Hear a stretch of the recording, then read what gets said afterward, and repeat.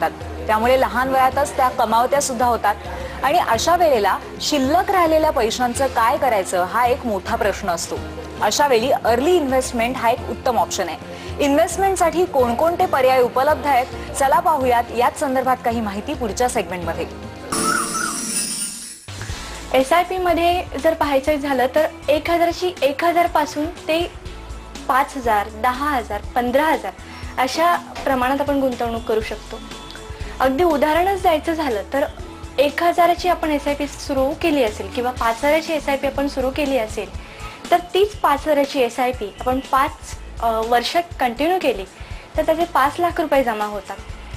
परंतु जर हे 5 वर्षातले 5000 जर आपण हळूहळू वाढवत नेले आणि ते 10 वर्षभर आपण केले, सातत्याने केले तर त्याचे 20 लाख रुपये होतात। आता तुम्ही म्हणाल की साधारण 5 वर्षामध्ये 5 लाख आणि 10 वर्षामध्ये 20 लाख हा फरक का?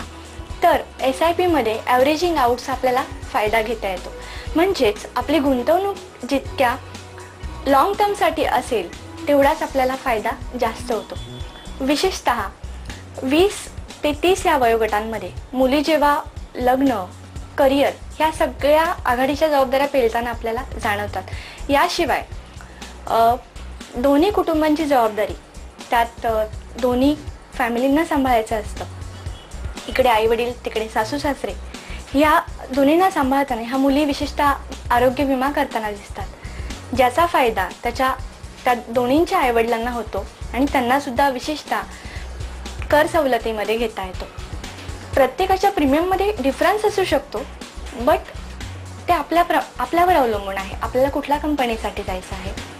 हे झाल्यानंतर तिसरी स्टेप येते ती म्हणजे repay high cost loans as early as possible, ज्याच्यामध्ये जर आपण एखाद्या कंपनीकडून कर्ज घेतलं असेल, होम लोन घेतलं असेल तर ते हे पाहणं जरुरीचं आहे की त्याचा किती टक्क्याने रेट ऑफ इंटरेस्ट आपण भरतो आहे।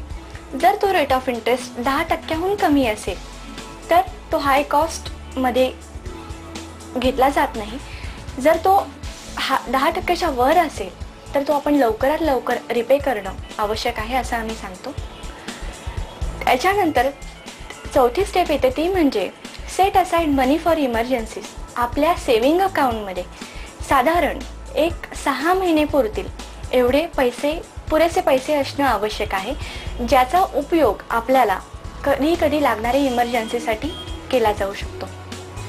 त्यानंतर पाचवा मुद्दा असा येतो की आता हे सगळे आपले गोल्स पूर्ण झाले, त्यानंतर आता खरी गरज असते की आता आपल्याला गोल्स व्यवस्थित ठरवण्याची, की आता बेसिक्स गोष्टींची आपण तरतूद केलेली आहे। आता आपण आपले गोल निश्चित करून, समजा माझं आता पुढे मुलाच्या शिक्षणासाठी गुंतवणूक करायची असेल किंवा माझ्या रिटायरमेंटसाठी गुंतवणूक करायची असेल किंवा मला आणखी काही ध्येयासाठी गुंतवणूक करायची असेल तर आपण त्या पद्धतीने प्लॅन करणं हे सगळ्यात आवश्यक आहे।